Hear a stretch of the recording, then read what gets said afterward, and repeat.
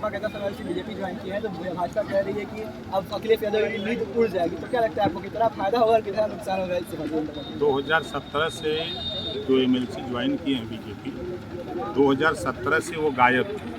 वो मौके की तलाश में थे कि कहाँ जुगाड़ हमारे सेट हुई, तो जुगाड़ सेट करने गए हैं। एमएलसी जो चुने गए हैं वो पुराने प्रधान लोग चुने हैं, नए प्रधान नहीं, उसमें 90% बदल गए। भारतीय जनता पार्टी ये हताशा और निराशा, उनके पास नेता नहीं है, उनके पास कार्यकर्ता नहीं है, इस नाते दूसरे पार्टियों से रिजेक्टेड नट बोल्ट जो नहीं होता है, तो उसको जो इकट्ठा कर रहे हैं। ज्यों कसेंगे त्यों बोल्ट टिक देगा, फाट। अच्छा, अभी देखा जा रहा है कि निरहुआ ने अपना एक वीडियो वायरल किया, उसमें उन्होंने कहा है कि यादव वंश का नाम सपा ने खराब कर दिया है, और श्री कृष्ण जी की भी उसकी नाम पर आरोप पड़ी होगी, राम भक्तों पर उन्हें गोली चलवाई थी, और आप लोग ऐसे ही अपना कृत्य दिखाते रहे जिससे कि लोगों को आपके व्यक्तिगत का ज्ञान होता है। देखिए, भारतीय जनता पार्टी जो बात कहती है, अभी उन्हीं के साथ, भारतीय जनता पार्टी के साथ रहने वाला एक नेता भगवान राम को ही ऐसा बता दिया कि देश में बवाल हो जाना चाहिए, उसको पार्टी से निकाल देना चाहिए, गठबंधन तोड़ लेना चाहिए। कहा कि दशरथ के पुत्र ही भगवान राम नहीं थे। क्या बीजेपी ने उनके खिलाफ कार्रवाई किया? और जहाँ तक निरहुआ का सवाल है, नाचनिया पदनिया का बात मंत्री जी, देखा जाए तो आपका रसुआ में जो है कार्यालय है, और आज जो प्रदेश में चर्चा है, आपने जिस तरीके से आपने तूफानी दौरा भी कर रहे हैं, कार्यक्रम भी कर रहे हैं, सारे नेता जो है, सारी पार्टियां हलचल मच गए हैं, लेकिन रसुआ सीएससी पे जो है बरसों से जो है वो एक अधीक्षक जमे हुए हैं। आप मंत्री थे तब भी जमे हुए हैं, आज भी जमे हुए हैं, और आए दिन अवैध नर्सिंग के चलते जो है ताबड़तोड़ महिलाओं की मौत हो रही है। इस पर क्या प्रतिक्रिया होगी आपकी? देखिए, यहाँ की जनता ने विधायक पैदा किया, तो विधायक का संबंध मुख्यमंत्री से है, जिसका मैं प्रमाण दूं। अभी जिला पंचायत चेयरमैन के चुनाव में भारतीय जनता पार्टी के उम्मीदवार को जिताने के लिए खुद पैसा बांट रहे थे यहाँ के विधायक जी।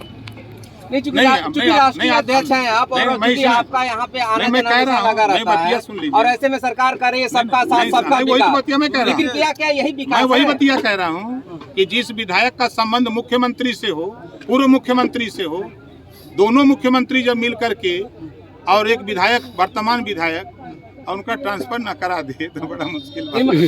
आपकी भी तो कोई जिम्मेदारी बनती है। हम तो बलिया जनपद के सारे मंत्री, विधायक और सांसद से सबसे निवेदन कर रहे हैं कि आखिर रसुआ में 12 वर्षों से सीएससी पे एक अधीक्षक जमे हुए, स्टेशन अधीक्षक जमे हुए हैं, और ताबड़तोड़ महिलाओं का मौत हो रहा है। आप विकास की बात कर रहे हैं, सभी दलों की विकास की बात कर रहे हैं, कह रहे हैं कि थाना में हमारे भी होने चाहिए, डीएम होना चाहिए, एसपी होना चाहिए, तो फिर क्यों नहीं ऐसा हो रहा है कि रसुआ पे मौत? ये सरकार भारतीय जनता पार्टी की है जी, और भारतीय जनता पार्टी की सरकार से कौन मर रहा है, कौन जी रहा है, उससे मतलब नहीं, उससे मतलब सिर्फ अभी कोरोना में भी आप उदाहरण देख लीजिए कि लोग वेंटिलेटर के लिए, ऑक्सीजन के लिए, बेड के लिए तरस रहे थे, और ये सरकार बंगाल में वोट के लिए तरस रही थी। बलिया से लेके बांदा तक लाशें गंगा जी में तैर रही थी। इस सरकार को नहीं दिखाया कि हम इसको क्या करें।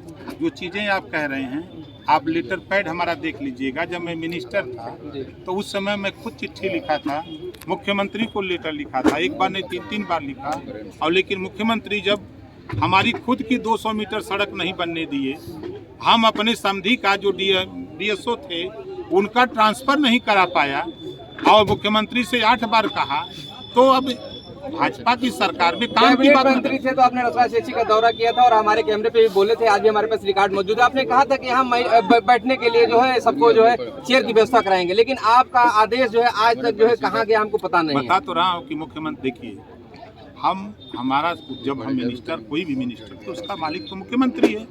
हम तो मुख्यमंत्री से कह सकते हैं, स्वास्थ्य मंत्री से कह सकते हैं, हम तो यहाँ के विधायक नहीं हैं। तो हम जब पत्र लिखते हैं तो उस पत्र पर मुख्यमंत्री का सख्त निर्देश है कि इनका कोई काम न किया जाए।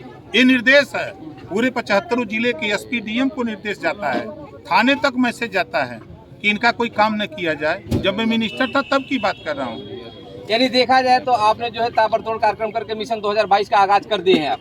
100% देख लीजिए। लोगों की अटकलें लगे कि 358 विधानसभा से आप चुनाव भी लड़ने वाले हैं, इस पे क्या प्रतिक्रिया होगी आपकी? 358 कौन है? कौन 358 विधानसभा रसड़ा जी क्षेत्र महाराज, हम आपका तो है। चुनाव लड़े के तैयार ना है, लेकिन लड़ाई 403 पर, अच्छा 403 पर लड़ाएंगे और चुनाव जीतेंगे, देखिएगा ना। चलते चलते लास्ट क्वेश्चन ये बताइए, अभी मोदी योगी पे आपने बंडा कहा है, तो आखिर कहाँ तक संदेश जाता है? संदेश ये जाता है कि अच्छा ये बताए जिसके पास बाल बच्चे न उसको क्या कहा जाए, बच्चेदार कहा जाए। नहीं आपकी बात नहीं, सहमत हम है, आपकी पूछो। बातों से मैं समझ हूँ। नहीं, जनता जानना चाहती है, क्योंकि आपका हर संदेश जो है लोग बड़ा देखते हैं चाव से और हर बातों को सुनते हैं, तो आपका नहीं, आखिरी देखिए, संदेश क्या होगा मिशन 2022 पे? हमारा ये संदेश है कि जनता को हम ये कहना चाहते हैं आपके माध्यम से कि जनता अपने जातिवार जनगणना के लिए, महंगाई से निजात पाने के लिए, गरीबों का इलाज फ्री के लिए, एक समान अनिवार्य और फ्री शिक्षा के लिए लड़े, अपने हक के लिए, प्रदेश में अमन चैन के लिए लड़े जनता। किसी के बहकावे में हिंदू मुसलमान की नफरत की राजनीति नहीं, मंदिर मस्जिद के लफड़े में न पड़े, भारत पाकिस्तान से लफड़े में न पड़े, वो अपने हित के लिए भी सोचे, जहां उसका हित समझ में आता है, जो उनकी लड़ाई लड़ रहा है उसके साथ वो लोग रहें। यानी आपकी सरकार बनेगी तो सभी जात और सभी धर्मों को सम्मान करेंगे आप? 100% करेंगे, किए हैं और करेंगे। चलिए, बात करने के लिए बहुत बहुत धन्यवाद। Thank you. Thank you.